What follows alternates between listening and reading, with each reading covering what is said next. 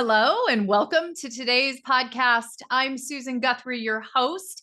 And today I am so excited because we are taping this on World Teachers Day. And I have a teacher or former teacher, but teacher for 21 years joining us today. And we're going to be talking about how, as parents going through divorce, you can make the school your ally and help the school help your kids. So I'm so excited to have one of my friends. I know you hear this all the time, listeners, but one of my friends from Southern California, Claudia Brown Coulter, joining us today. Claudia, thank you so much for coming on. Oh my gosh, Susan, this is such an honor. Thank you for having me. Well, we are so excited. And first, let me just say, it sounds like you're in the military, but I do want to say thank you for your service. 21 years as a teacher. We were just talking about this in the pre-recording chit chat, and that is a lot. It is a lot to be responsible in so many ways for so many other people's children day in and day out. And I know, how much care and love and compassion that you brought to your role as a teacher. So I know you have just recently left that to become a full-time mediator. You are a member of our Moss and Guthrie family of mediators and practitioners, but just thank you for the 21 years you did fulfill that role and help our families. Thank you. And I love kids. Kids are wonderful. They're the best part of this world. Kids are great. Right? Until we mess them up. Right. So no, I didn't say that, listeners. What I mean is, we're human. We all mess people up. Things happen. And it's about how we help them respond to life. Life happens. And then we just have, as parents, individuals, we have to be the best we can be. But yeah, we mess kids up. We just try to fix it on the back end. Yeah. Well, and I love that we're talking about that, because it kind of goes to what we're talking about today, is that, so many parents don't realize the incredible resource that they have available to them, and more importantly, to their children, when the family is going through any stress or changing situation, divorce being one of them. But, I would say it's really any major stressor or even little stressor. It doesn't have to be a stressor with a big S. It can be a stressor with a little s.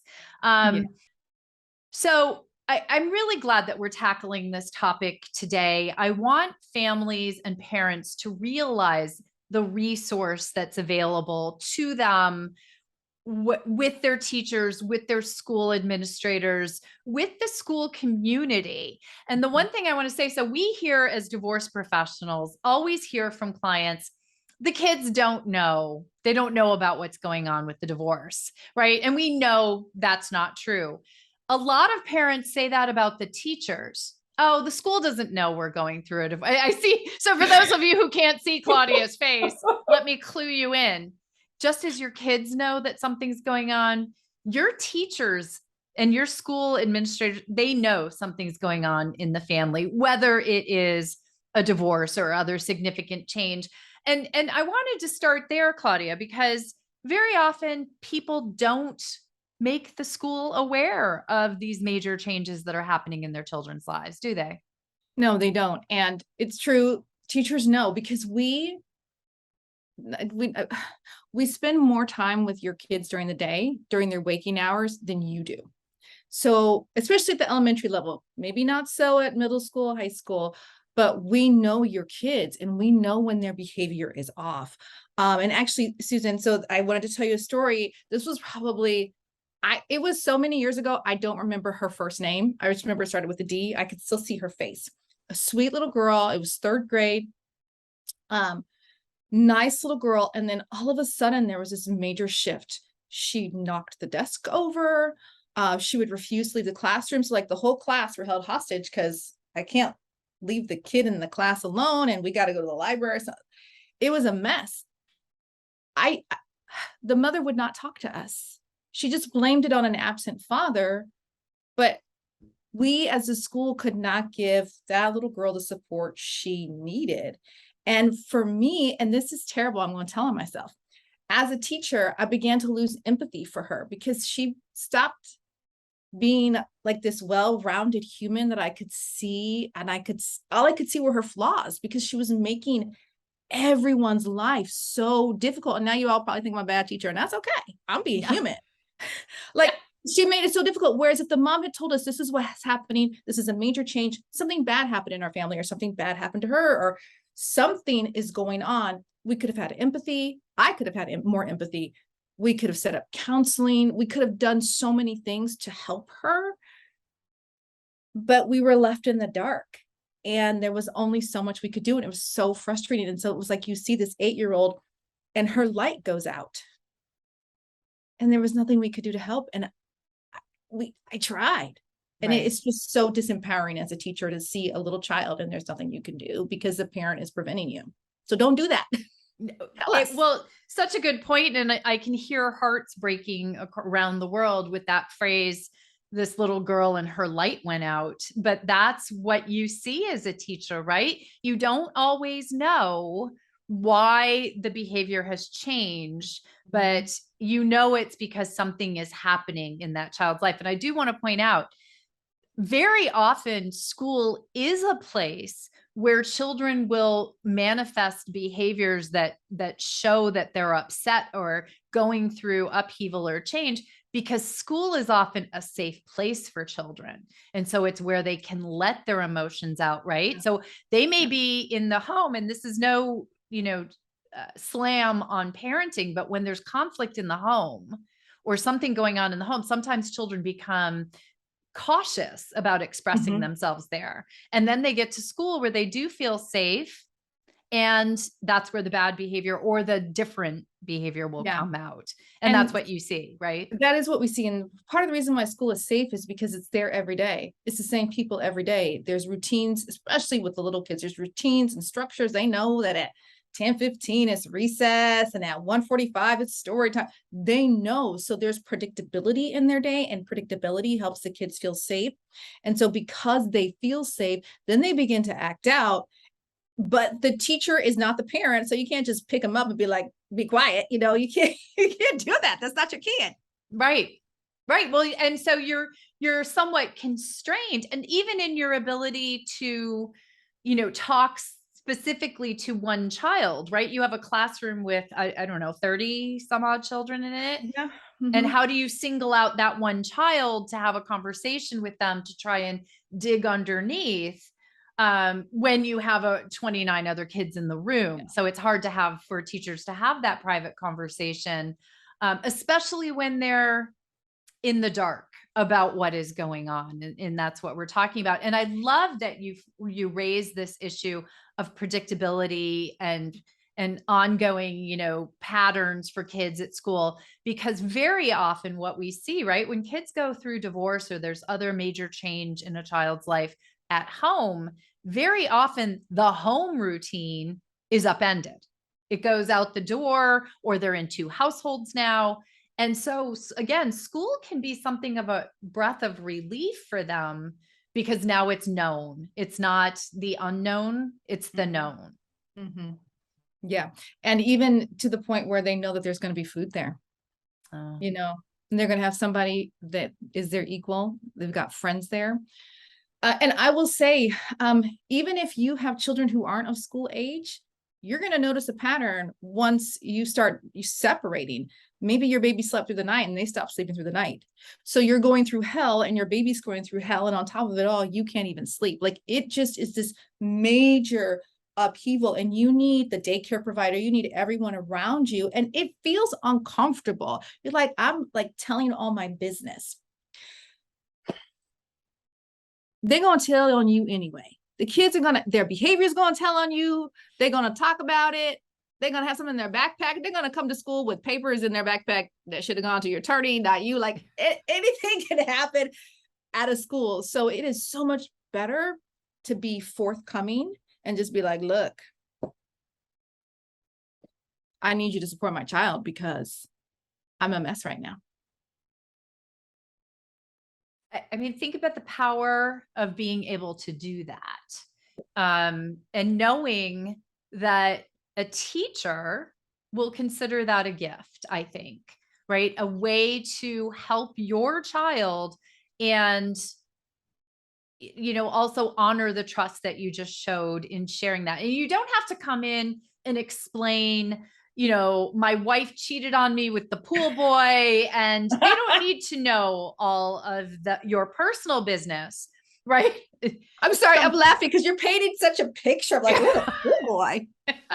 I had that case once. So for some reason that popped into my mind. I was like, what is a pool boy?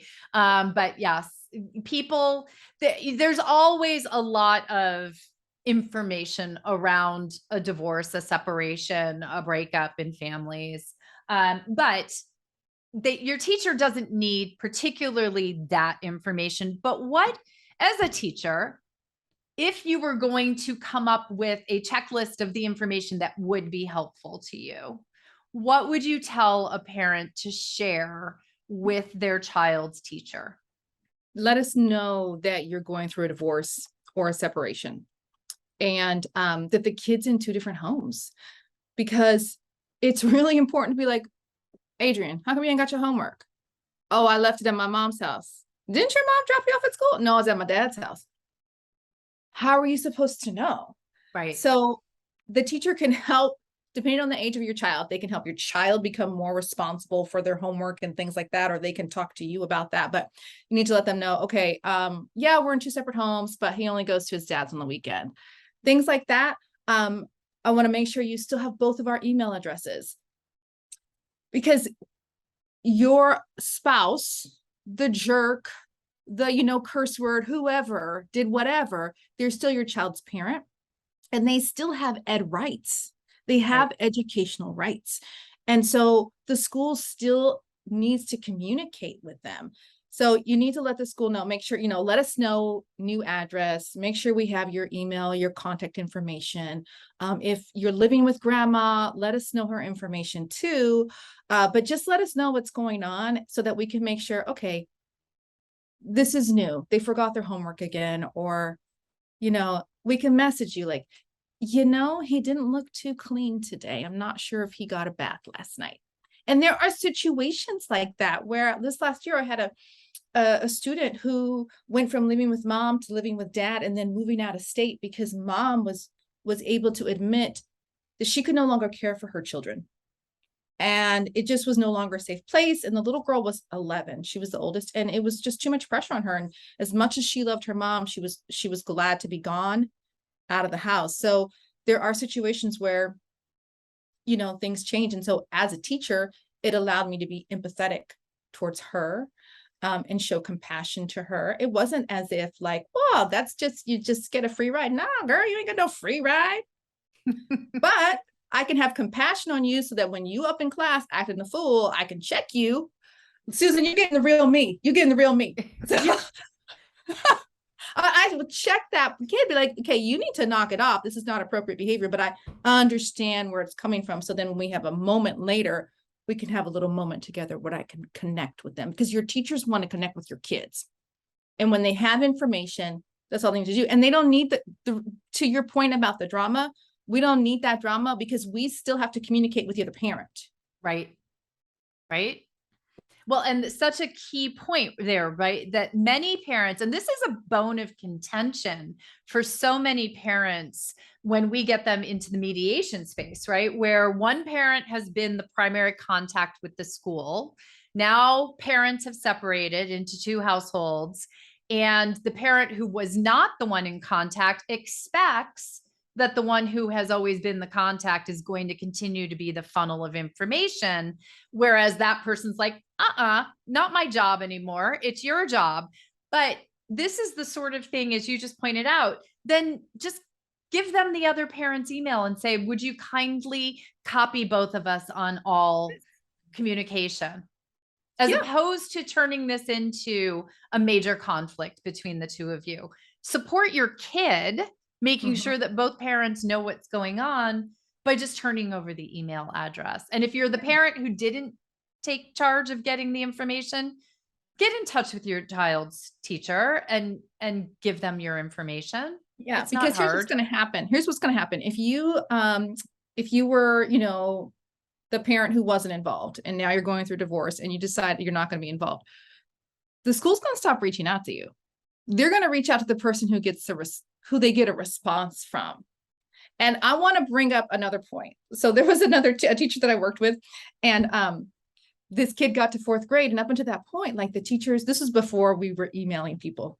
The teachers were making 2 copies of the report cards and 2 parent conferences. And so this teacher was like, no, you can go make a copy. Well, she didn't say it like that. She was a lot like me, but she was like, you can go make your own copy. I'm not making you 2 copies. And this is when your conference is. I'm not having 2 conferences. And this is what I try to tell people, like, your teachers are exhausted. The last thing they need to do is have 2 parent teacher conferences about the same kid when they've got 26 to 35 conferences they have to do, and they have to tack you on too. No, just be grown up. Like, and this is so uncomfortable because it just be grown up for like 35, 45 minutes, find out all the good stuff about your child and celebrate together. Actually, Susan, my ex-husband and I, we just had a parent conference for our child, and we sat next to one another. We were in contact, like, oh my God, I'm running late. Okay. We made it. We both made it. And we both sat there together. And then afterwards, he texted me, what did you think about this? Because our child's in elementary school. So I appreciated that he took my opinion into play, into consideration. But we were able together as parents who share 50-50 custody, celebrate our child and go, wow, we're not doing so bad. We're doing okay. And it was a really great moment. And as I've gone through life post-divorce, I'm having, knocking on wood, more and more and more of those good moments with my ex concerning our child. So it really is possible. And we just stay in contact, and you can do it. And the teacher communicates with both of us, and it's fine. Yeah. And it's a muscle that you have to flex, right? It's an exercise. The one thing I do think of when it comes to parent teacher conferences, and this is because it's come up in cases that I had back in my litigation days, is unlike Claudia, who is a trained mediator and actually does that for a living, most of your teachers are not there to be a facilitator of your discussions with your co-parent. So as much as, if you're going to these parent teacher conferences, don't bring your conflict into that room or expect your teacher to be the arbiter or decider or person who's going to facilitate your conversation. That is appropriate to get information from your teacher, give them information, ask for, where do we go from here? And then if you need to discuss things, then go to your mediator. Yeah. Yeah. And also, so I know this is coming out at a time probably well past teacher conferences, but so many times people avoid those conferences. Those are really important. Just our last conference, I said to our teacher, our child has asthma. She didn't know, even though he has an inhaler in the office, she didn't know.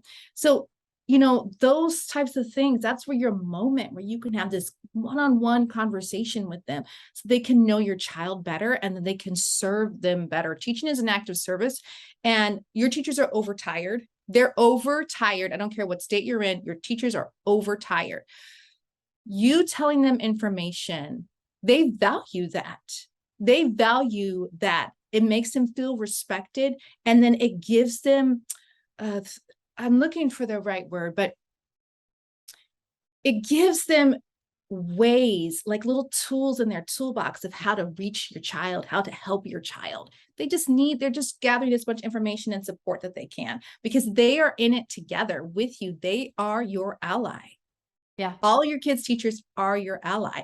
And depending on the community you are in, your teacher, let's say your teacher is in your child's 3rd grade teacher, that person might be at the high school graduation because some communities love the kids so much. They just celebrate them. And I think they celebrate them throughout their school career. And I think that is more typical than it's not. That once you have a kid in your classroom, they're your kid and you celebrate their successes. So don't be surprised that a teacher does that. And so if a teacher is going to exhibit that type of love and care for your kids, you can reciprocate by giving them as much information that they need and support that they need to do their job. Am I going crazy, Susan? Sorry. I feel No, like we're totally well, and think about this. Guess, let me just point out, you said teaching is an act of service. And I said, thank you at the beginning of this episode, right? For your service, as if you were in the military, but nobody gets into teaching, folks, for the glamour and the big bucks, right? It is unfortunately, in this country, at least, and I don't know about other countries, but it is not a profession that is overpaid and underworked. It is overworked and underpaid. Mhm. And people get into teaching because they love kids and they love young minds and they love being able to help them thrive. And so if you can empower your teacher with knowledge, knowledge is power. We talk about that in so many different areas. Why would you not want to help your child's teacher help your child? Right? Yeah. And you know what? For the most part, you can't speak to all people, but teachers, for the most part, are good people. And they're not going to laugh at you. Oh, girl, your boy cheated on you. They're not going to laugh at you because we have real life. Things like that have happened to us. They're going to express kindness and compassion to you. And they will become your community. So, there's so much, even still, there's so much stigma and shame around divorce. Yes. Don't let that hold your child back. Communicate with your teacher. They will be compassionate. They will be understanding.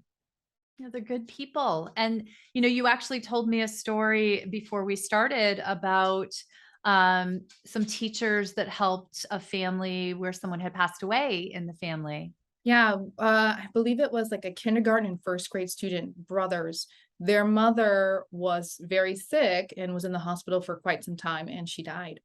And the teachers went around and collected money and bought the family groceries and took it to their house. And they would give us updates on the text messages about what's going on. Like, that's not their job.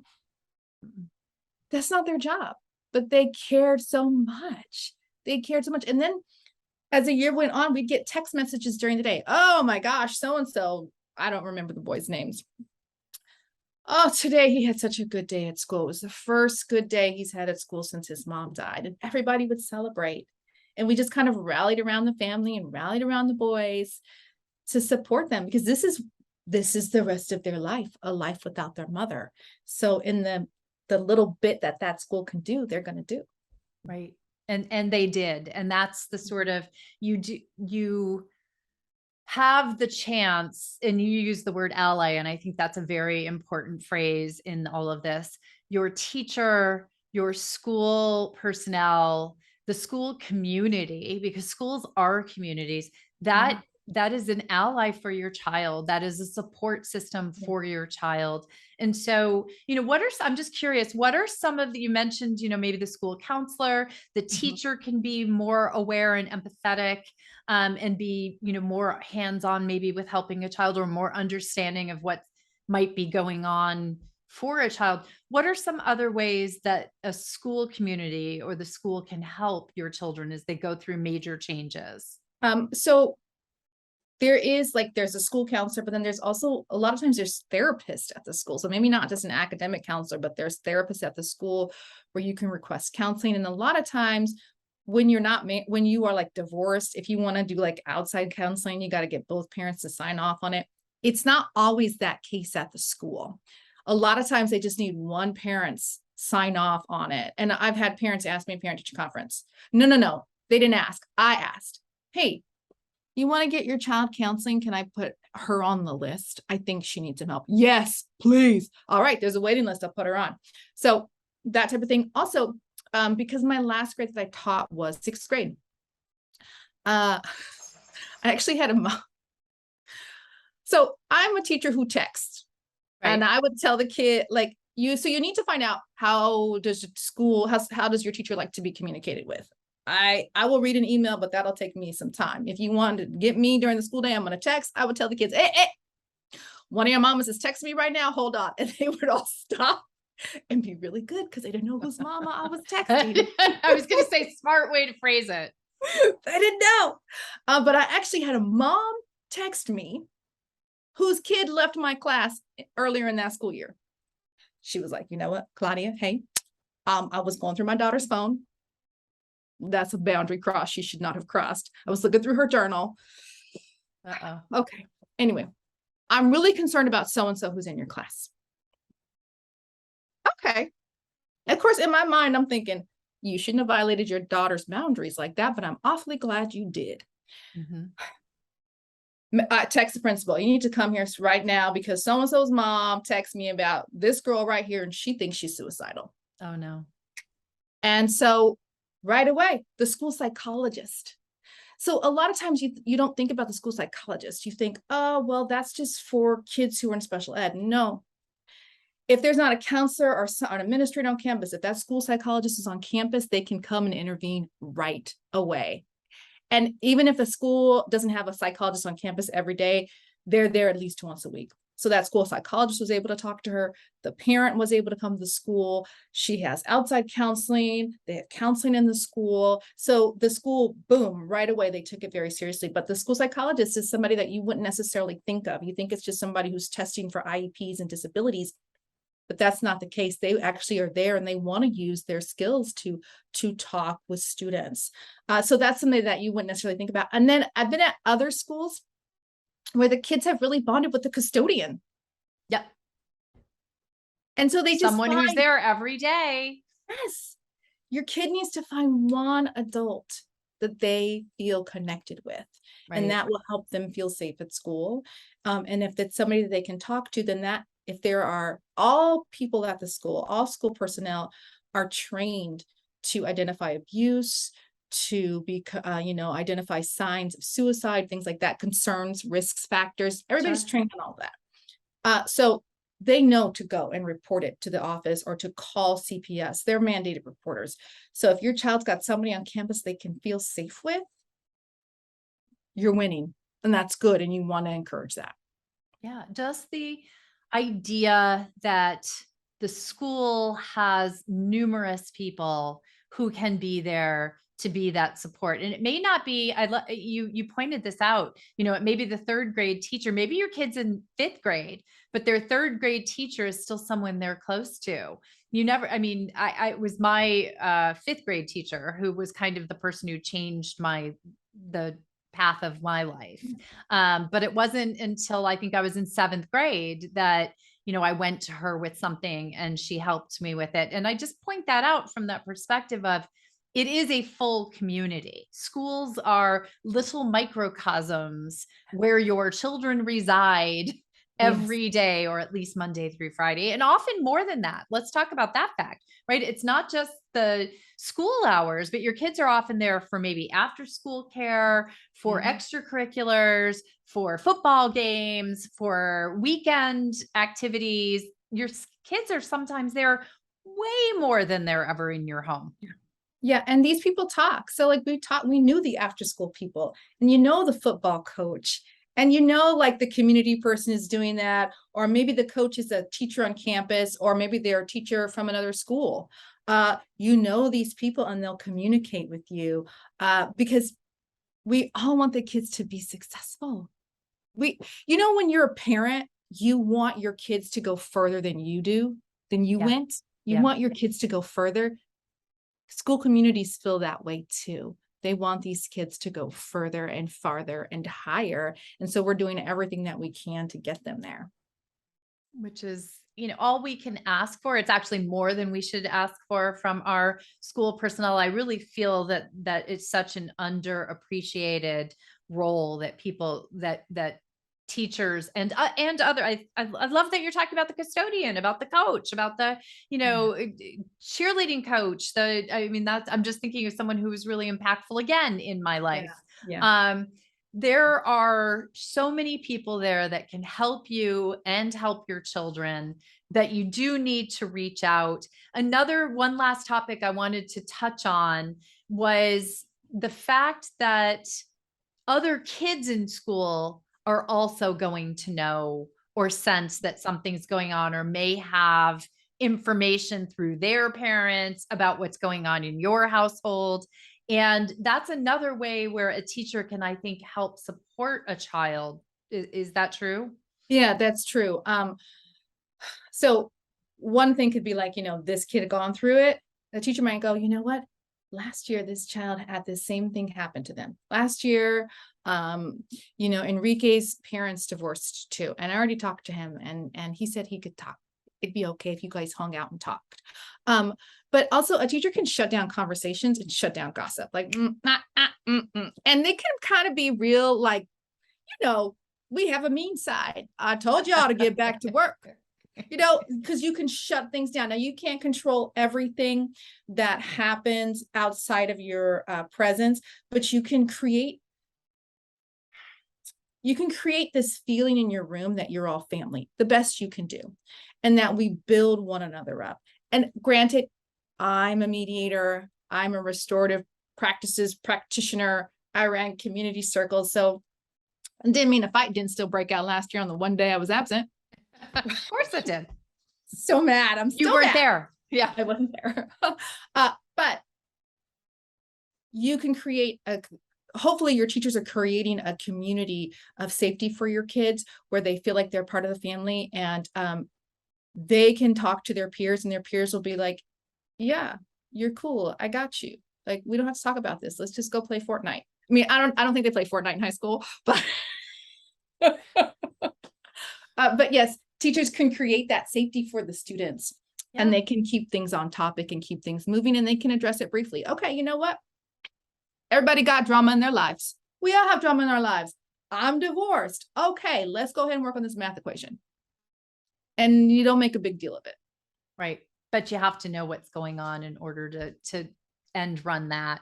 Because your face will tell on you. At least my face will tell on me, like, oh my God, this kid is acting up again.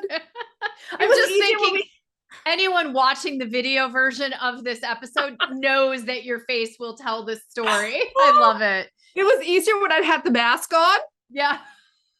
But the mask came off, and then because the last grade I taught 3rd, 4th, 5th, 6th grade. I was out of the classroom for 11 years doing discipline, running intervention groups, things like that. But this last group of 6th graders, they would know. They knew my looks. They're like, we know what you're thinking, Mrs. Coulter. Oh my God, you guys are killing me. But you don't want your teacher to have that look. You want them to have compassion. So Susan, I know that this is airing around Christmas time. Yes. And I was going to just raise that. So please, this is airing before Christmas, and, the issue will always come up about a gift for your child's teachers or children's teachers. And I just want to encourage all parents. You just heard this conversation, everyone, about how much teachers care and can take care of your kids. So I'd love to know, like, some ideas you have, having been a teacher for so long, some ideas you have for things maybe that might be a nice little gift for your child's teacher. Okay. Teachers don't expect gifts, but they're always, always, always appreciated. So if you don't have a lot of money, have your child write a card or draw a picture, depending on their age. That handwritten note gets pinned up to their wall, and it'll stay there all year long. Like that. I had a student last year whose sister, she came to me, I don't know when it was, Christmas time. She was a 2nd grader. My brother didn't get you a gift, and that was wrong. So I made you a puzzle. And she made me a little card, and I put it together, put it up on the wall. She come visit me. Teachers have a ton of coffee cups. So get them gift cards to Starbucks or Coffee Bean and Tea Leaf, or even like coffee itself.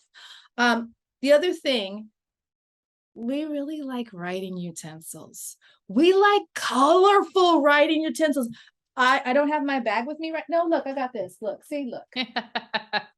Yes. I like pens of many, many colors. I thought it was just me, but it's not. Teachers like colorful things. We need sticky notes and notepads and little things that might say, from the desk of Mrs. Coulter, or from the desk of whoever your teacher is.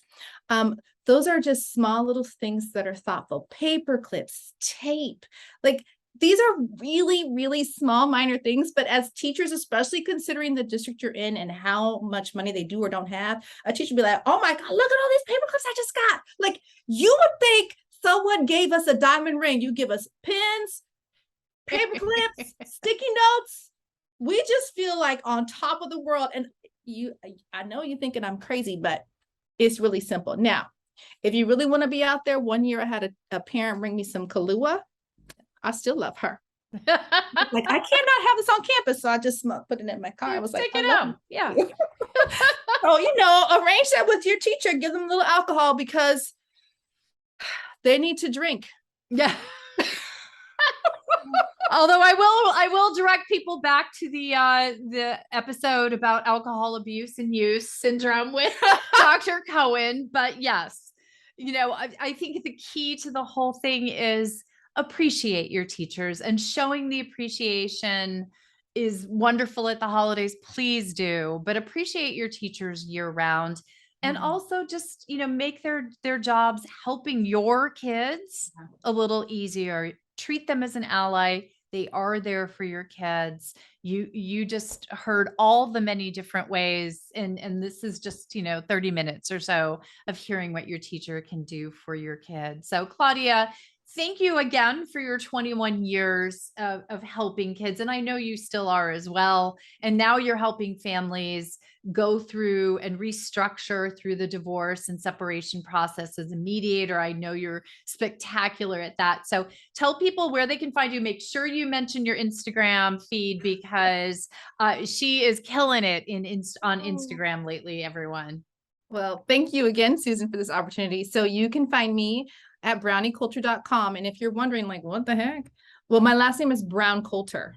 So Brownie Coulter. So browniecoulter.com. And that's also my Instagram handle. And I just kind of keep it real. Like, as you've heard today, I'm a real person. And I'm not an attorney. So what you hear is what you're going to get on Instagram. And I just try to have a lot of fun. So Instagram at Brownie Coulter. You can find me at browniecoulter.com. I'd love to talk and chat with you. And even if it's not something I can help you with, I'd love to just be a support to you, because we all need support. And Susan and I have been through divorce, and we help people through divorce. Divorce, you're not your best for divorce when you're going through a divorce. So you need people around you who can support you, and we can support you. It's what we do. So, and I know she means it. Feel free to reach out to her. Go follow her. I'm going to have all of her contact information in the show notes, but it's at Brownie Coulter or browniecoulter.com. And go follow her on Instagram. She's hysterical. It makes me laugh. I look forward to her posts each morning, and very helpful information. And it's a great way to get in touch with her. So Claudia, again, thank you so much. And thank you for all you've done. Thank you for being a teacher. And thank you for being a mediator. Thank you, Susan.